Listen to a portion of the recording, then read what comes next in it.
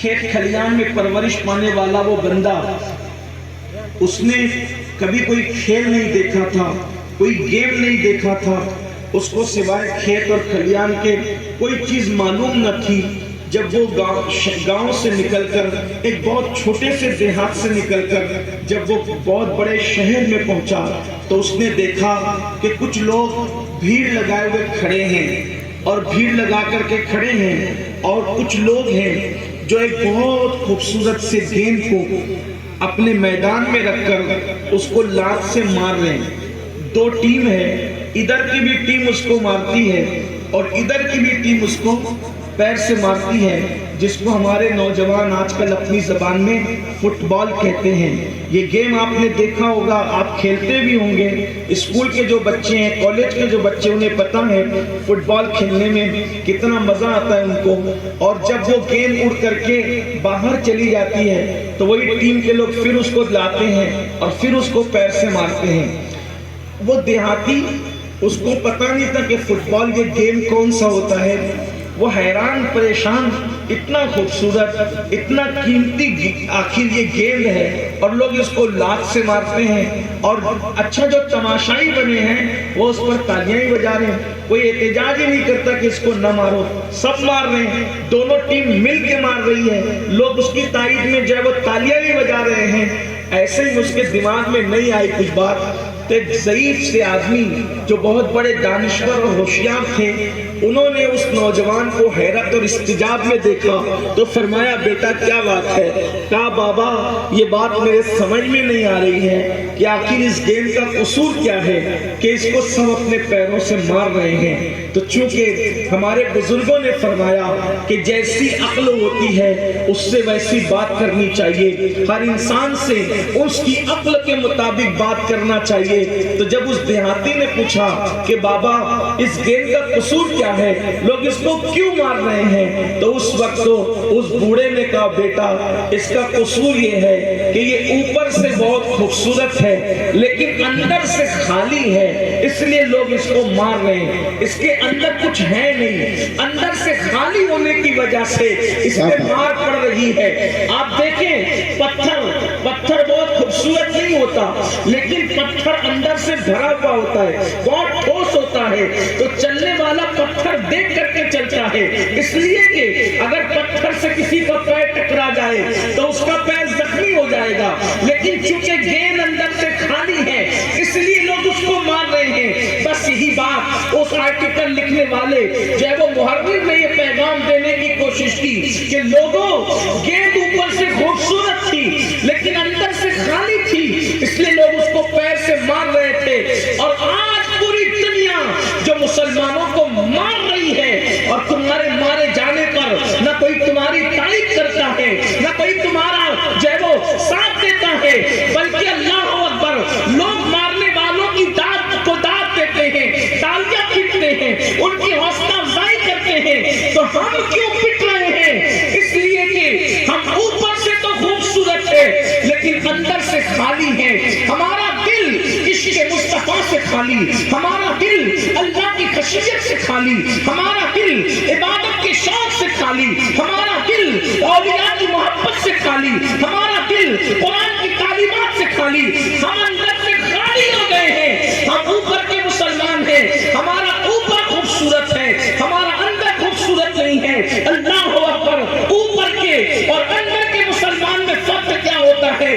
صرف ایک بات کہہ کے اپنی بات مکمل کر لیتا ہوں، میرے تمام جوانوں سے میری گزارش ہے اس کو دل کے کانوں سے سننا، یاد رکھنا انقلاب ایسے نہیں آتا کہ تم اوپرا اوپری کے مسلمان بنو، نام عبداللہ، عبد الرحمن، عبد السلام، غلام محمد، غلام مصطفیٰ، حضور کی کیا غلامی کر رہے ہیں، اللہ کی کیا بندگی کر رہے ہیں، اپنی طبیعت کے مطابق زندگی گزار رہے ہیں۔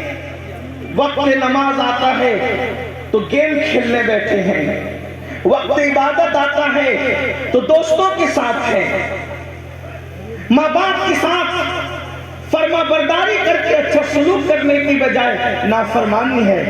دیکھو جو اندر کے مسلمان کے سچے مسلمان، ان کی فکر کیا تھی، ان کو بس اتنا پتا چل جاتا، اتنا کہ یہ رسول اللہ کا فرمان ہے، بس اتنا پتہ چل جاتا یہ رسول اللہ کا فرمان ہے، کبھی وہ چوں چرا نہیں کرتے، اس پر فوراً عمل کرتے۔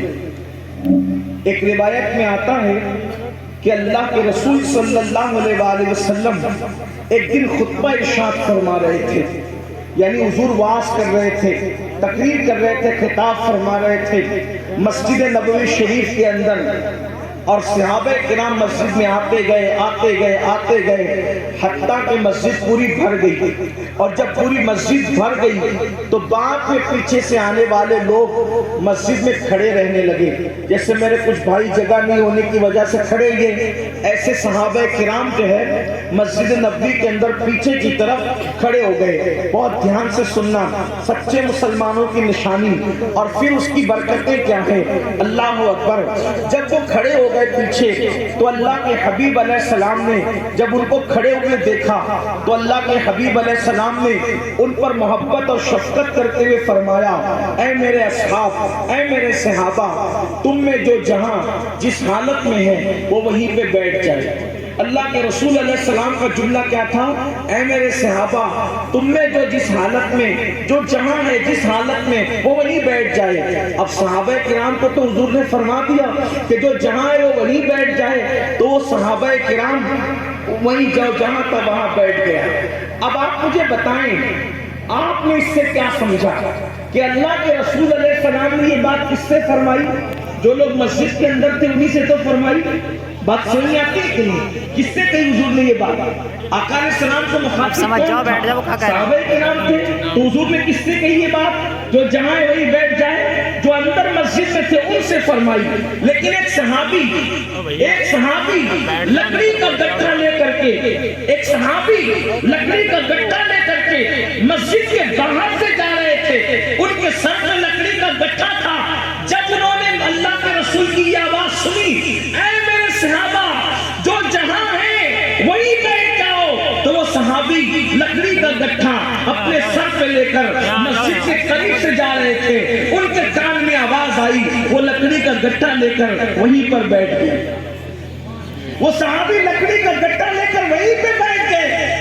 جب محفل ختم ہوئی، سارے صحابہ اپنے اپنے گھروں کو جانے لگے اور اپنے اپنے گھر کے لیے نکلے، تو فاروق اعظم نے اس صحابی کو دیکھا کہ وہ لکڑی کا گٹھا لے کر ابھی تک راستے میں روڈ پر بیٹھے ہوئے ہیں۔ تو فاروق اعظم نے کہا، ارے تم کو کیا ہو گیا؟ تم لکڑی کا گٹھا لے کر کے سر پر یہاں راستے میں روڈ پر بیٹھے ہو، ہٹو یہاں سے۔ فاروق اعظم رضی اللہ تعالیٰ عنہ کو انہوں نے کہا، اے عمر، کیا تم کو پتہ نہیں کہ اللہ کے رسول نے فرمایا جو جس حالت میں جہاں ہے وہیں پر بیٹھ جائے؟ تو جب حضور کی یہ آواز میرے کانوں میں آئی تھی تو اس وقت میں لکڑی کا گٹھا لے کر یہاں سے جا رہا تھا، تو میرے محبوب نے فرمایا کہ جو جہاں ہے وہیں پہ بیٹھ جائے، تو میں یہاں پر بیٹھ گیا۔ فاروق اعظم نے ہنس کے کہا، او اللہ کے بندے، حضور نے یہ بات تم سے تھوڑی کہی تھی، وہ تو جو مسجد کے اندر تھے، حضور نے یہ بات ان سے کہی تھی۔ تو انہوں نے جواب دیا،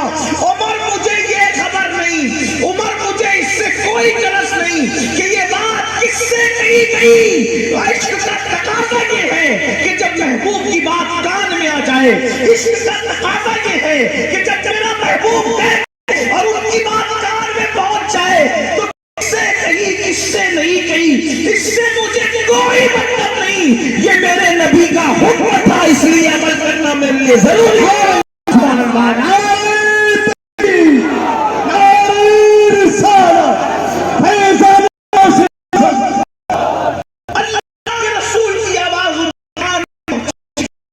حضور نے مسجد کے لوگوں سے کہا، مسجد کے اندر لوگوں سے کہا، لیکن انہوں نے کہا حضور کی آواز میرے کان میں آئی، مجھ پر عمل کرنا لازم ہو گیا۔ آپ سے پوچھنا چاہتا ہوں، ہم بھی رسول کا دعویٰ کرتے ہیں، ہم محبت رسول کا دعویٰ کرتے ہیں، بولو رسول اللہ کی آواز کیا میرے کانوں میں نہیں ہے؟ میرے اللہ نے فرمایا کہ میری آنکھوں کی ٹھنڈک نماز میں ہے، نماز میں میری آنکھوں کی ٹھنڈک ہے۔ بولو مسلمانوں کا بچہ جانتا کہ نہیں جانتا کہ اللہ کے رسول نے فرمایا نماز میں میری آنکھوں کی ٹھنڈک ہے؟ بولو کس مسلمان کو پتہ نہیں؟ اللہ اکبر. جب اللہ کے رسول ظاہری طور پر دنیا سے جا رہے تھے، ذرا دھیان دینا، میری قوم کے جوانوں دور دور سے آئے ہو، ذرا توجہ کرنا، میں اپنی ماؤں اور بہنوں کی بھی توجہ چاہتا ہوں. جب اللہ کے رسول دنیا سے جا رہے تھے تو جاتے جاتے آخری میں نے 3 باتیں کہی تھی. ایک بات میرے آقا نے یہ فرمائی تھی کہ اپنی عورتوں پر، اپنے غلاموں پر، اپنے کنیزوں پر رحم کرنا، اور اس کے بعد دوسری بات فرمائی تھی کہ نماز کی پابندی کرنا، اور تیسرا اللہ کا نام حضور کی زبان پر تھا. میں تم سے پوچھنا چاہتا ہوں، آج کل لوگ کہتے ہیں مولانا میرے باپ نے دنیا سے جاتے جاتے آخری وصیت کی تھی، میں بڑے سے بڑا نقصان اٹھا سکتا ہوں لیکن مرتے باپ کی وصیت کو میں ٹھکرا نہیں سکتا. کبھی ایسا ہوتا ہے باپ دنیا سے جاتے جاتے کہتا ہے اس کو یہ دے دینا، اس کو وہ دے دینا، یہ کر دینا، یہ کر دینا، اس کا رشتہ اس کے ساتھ طے کر دینا، اس کا رشتہ اس کے ساتھ طے کر دینا. تو لوگ کتنا اڑ جاتے ہیں، ڈٹ جاتے ہیں. نہیں، دنیا سے جاتے جاتے میرے باپ نے یہ وصیت کی تھی، اس لیے ہر نقصان اٹھا لوں گا، باپ کی وصیت نہیں چھوڑوں گا. میں تم سے پوچھنا چاہتا ہوں، اپنی تباہی کا رونا رونے والوں، اپنی بربادی کے مرثیے لکھنے والوں، اپنی تباہی اور بربادی پر آنسو بہانے والوں، دنیا کو دشمن دیکھ کر کے پناہ گاہ تلاش کرنے والوں، باپ کی آخری وصیت کا اتنا خیال ہے، رسول پاک کی آخری وصیت کا اتنا خیال ہے. حضور علیہ السلام نے دنیا سے جاتے جاتے ہمیں نماز کی نصیحت فرمائی تھی، نماز کی وصیت کی تھی. میرے آقا دنیا سے ظاہری طور پہ جا رہے ہیں اور جاتے جاتے نماز کی تلقین کر کے جا رہے ہیں. حضور علیہ الصلوۃ والتسلیم، اس کے باوجود آج یہ پوری امت مسجدوں سے کوسوں دور ہے، نمازوں سے کوسوں دور ہے. یاد رکھنا ہندوستان کے مسلمانوں، اگر مسجدوں کا تحفظ کرتے ہو، مسجدوں کے اندر سجدے نہیں کریں گے، مسجدوں کو سجدوں سے آباد نہیں کریں گے، اس وقت نہ ہم بچتے ہیں نہ مسجدیں بچ سکتی ہیں. مسجدوں کو تحفظ دینا ہے، پہلے سجدوں سے مسجدوں کو آباد کرو، اور اپنے آپ تحفظ دینا ہے تو بھی مسجدوں کو سجدوں سے آباد کرو. اللہ اکبر. میرے پیارے آقا صلی اللہ تعالی علیہ وسلم کے پیارے دیوانوں، آج ہر مسلمان کو پتا ہے کہ اللہ کے رسول نے فرمایا کہ داڑھی رکھنا. اللہ اکبر. میرے آقا نے فرمایا کہ یہودیوں کی مشابہت نہ کرو، یہودیوں کی مخالفت کرو، موچوں کو پست کرو، داڑھی کو بڑھاؤ. لیکن آج مسلمان اپنے چہرے پہ داڑھی نہیں رکھ رہا ہے بلکہ کٹا رہا ہے. اسی طریقے سے میرے آقا علیہ السلام نے پردے کا حکم دیا کہ عورتیں پردے میں رہیں. سب سے زیادہ قریب عورت اس وقت ہوتی ہے جب وہ پردے کی حالت میں ہوتی ہے، وہ اللہ کا قرب پاتی ہے. اللہ اکبر. جس مسلمان کو پتا نہیں کہ سود کھانا حرام ہے، یہاں تک میرے آقا علیہ السلام نے فرمایا کہ جس نے سود کا ایک لقمہ کھایا اس نے اپنی ماں کے ساتھ 36 مرتبہ زنا کیا. میرے آقا علیہ السلام کا یہ فرمان موجود ہے، پھر بھی مسلمان سود لے بھی رہا ہے، سود دے بھی رہا ہے. اللہ اکبر. کس مسلمان کو پتا نہیں کہ اللہ کے رسول علیہ السلام نے ارشاد فرمایا کہ جس نے ماں باپ کا دل دکھایا، اللہ اکبر، اس پر جنت کی خوشبو بھی حرام کر دی جاتی ہے. لیکن مسلمان ماں باپ کا دل بھی دکھا رہا ہے. مطلب یہ ہے کہ ہم اوپر سے مسلمان ہیں، ہم اندر سے مسلمان کتنے ہیں؟ ہر آدمی اپنے آپ میں ڈوب کر کے سوچے، ہر آدمی اس کا احساس کرے. میرے پیارے آقا صلی اللہ علیہ وسلم کے دیوانوں، جب تک کہ عمل والے مسلمان نہیں بنو گے، جب تک کہ حضور علیہ السلام کی بات ماننے والے مسلمان نہیں بنو گے، اس وقت تک کہ کام نہیں چلے گا. یاد رکھیے، آج ہم کہتے ہیں اللہ اکبر کہ لوگ کٹ رہے ہیں، لوگ مر رہے ہیں. ایک بات آپ سے کہنا چاہتا ہوں، اللہ اکبر، لوگوں کے کٹنے اور مرنے کی وجہ کیا ہوتی ہے؟ ذرا دل سے آپ سنیں کہ جب جنگ احد کے موقع پر، احد کی جنگ کے موقع پر اللہ کے رسول صلی اللہ علیہ وآلہ وسلم نے اپنے بعض صحابہ سے فرمایا کہ اے میرے صحابہ، اے میرے صحابہ، اس پہاڑ پر کھڑے رہو، اے میرے صحابہ، اس پہاڑ پر کھڑے رہو، اور جب تک میں نہ کہوں اس وقت تک تم اس پہاڑ سے نیچے مت اترنا. آپ جانتے ہیں احد کی جو جنگ ہے، بہت سارے میرے نوجوان بھائی جن کو نہیں پتا ان کو معلوم ہونا چاہیے، جنگ میں مسلمانوں کا اتنا کہ اتنا مسلمانوں کا کسی جنگ میں نہیں ہوا. حضور علیہ السلام کے 70 صحابہ کی شہادت ہوئی جنگ احد میں، اور خاص طور پر سید الشہداء حضرت سیدنا امیر حمزہ کی شہادت ہوئی. اور حضرت امیر حمزہ کی شہادت اتنی دردناک ہے کہ آپ کا کلیجہ چبایا گیا، آپ کا کلیجہ چبایا گیا، آپ کے ہونٹ کاٹے گئے، آپ کی ناک کاٹی گئی، آپ کے کان کاٹے گئے، اور اس کے بعد آپ کے ہونٹوں کو، آپ کی ناک کو، آپ کی انگلیوں کو، آپ کی زبان کو اللہ اکبر ایک سوئی کے ذریعے سے رسی میں پرو کر اس کے جو ہے وہ زیورات بنائے گئے، بازو بند بنائے گئے، ہار بنائے گئے، پیر کے پازیب بنائے گئے، اور یہ سب بنا کر کے کچھ عورتوں نے پہنا، اور پہننے کے بعد پہن کر وہ مکے میں داخل ہوئی. خاتون نے امیر رضی اللہ تعالیٰ عنہ کا کلیجے کو کچا چبانے کی کوشش کی.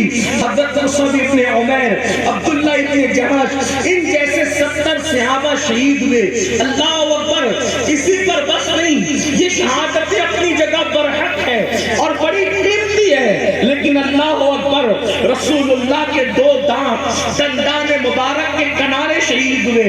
حضور علیہ السلام کو ان کی سواری سے نیچے کی طرف ڈال دیا گیا، حضور کے گھٹنے پھوٹ گئے. اللہ اکبر. حضور اکرم صلی اللہ علیہ وسلم کے گھٹنے زخمی ہو گئے. اللہ اکبر. حضور علیہ السلام کے گالوں کے اندر جو ہے لوہے کی کڑیاں گھس گئی اور خون کی پھواریں نکلنے لگی. حضور اتنے زخمی ہوئے کہ اللہ اکبر میرے آقا صلی اللہ علیہ وسلم نے فرمایا اللہ کہ احد کا دن مسلمانوں کے بہت تکلیف کا دن تھا، کیونکہ 70 صحابہ کے جنازے بغیر کفن بغیر قبر وہاں موجود تھے، اور اس وقت کے پاس دفن کرنے کے لیے اللہ اکبر یہ فکر تھی کہ ان کو کفن سے دیں گے. یہ بھی اسلام کی خوبصورت بات ہے کہ اللہ جب ان شہیدوں کو دفن کیا جاتا تھا تو مسلمان کے پاس اتنا کپڑا نہیں تھا کہ وہ شہیدوں کو کفن دے سکتے. اللہ اکبر. ان کو گھاس میں ان کے بدن پہ گھاس ڈال کر ان کو قبر میں دفن کیا گیا. بعض لوگوں پر چادر ڈالی گئی، کھولا جاتا، سر ڈھکا جاتا تو پیر کھل جاتے، پیر ڈھکے تو سر کھل جاتے. یہ حالت تھی، یہ کیفیت تھی. ان حالات میں مسلمانوں نے جو ہے اللہ اکبر دین کی خدمت کی. لیکن ایک بات آپ سے کہنا چاہتا ہوں، یہ 70 صحابہ کی شہادت، یہ رسول اللہ کے گالوں میں کڑیوں کا گھس جانا، یہ رسول اللہ کا زخمی ہونا، حضور کے نام کا شہید ہونا، کتنا بڑا نقصان تھا مسلمان کا. یہ نقصان کیوں ہوا؟ اس لیے کہ اللہ کے حبیب علیہ السلام نے اپنے بڑے آبا کہا، اے میرے صحابہ جبل روما پہ کھڑے اس وقت تک تم نیچے بلکہ یہاں تک آیا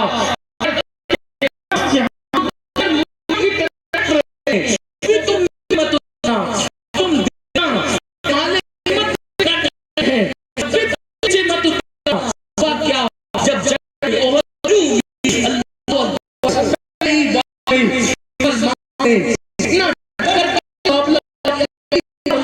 کہ مکے میں چھوڑ کے بھاگے، جب مکے کے میدان چھوڑ کے بھاگے تو اللہ پر اپنی بیویوں کو چھوڑ کے بھاگے، وہ اپنی سالیوں کو چھوڑ کے چھوڑ کے مسلمان تھے کہ اللہ اکبر ان کو سب کے بھاگ جانا. اب اور اپنی بات ختم کرنے لگا.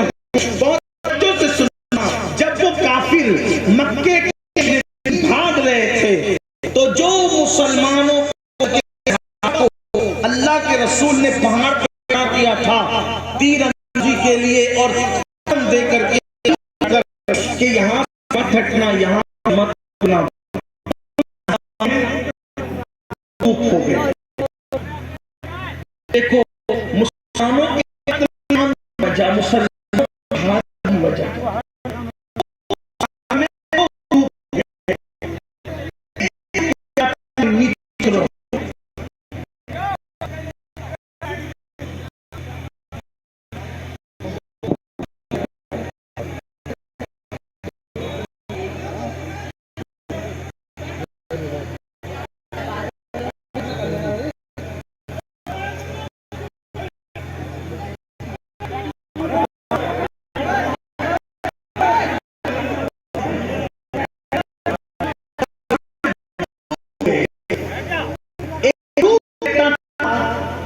کہ ہمیں نیچے اتر جانا چاہیے. دوسرا گروپ کہتا نہیں, اللہ نے فرمایا کہ جب تک میں نہ تب تک پیچھے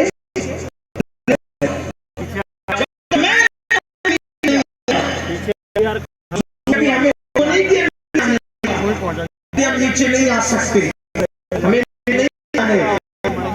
گروپ نے کہا کہ فرمایا تھا کہ جب تک نیچے مت آنا, جب ختم ہو نیچے آنے کی حاجت ہی جب ختم ہو گئے جنگ کے درمیان تک میں نہ بلاؤں, اب یہ ختم ہے, کام ہی ختم ہے, چلو چلتے ہیں. تو دوسرا گروپ کہتا تھا نہیں, ہم نہیں آئیں جب تک اللہ کے رسول نہیں آئیں گے. جو گروپ آنے کی ضد کر رہا تھا,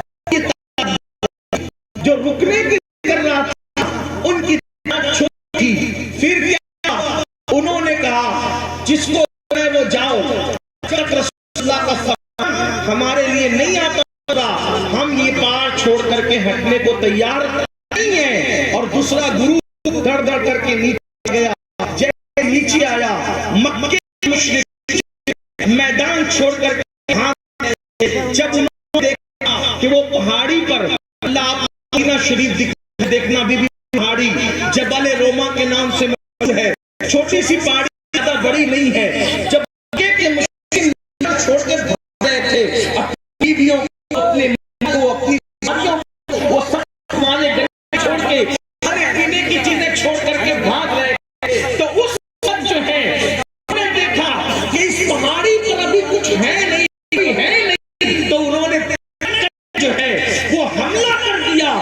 کہ مسلمان یہ سوچ رہے تھے کہ مکہ کے مشرکین تو بھاگ چکے ہیں, تو جا چکے ہیں, ادھر یہ جنگی پوزیشن میں تھے نہیں.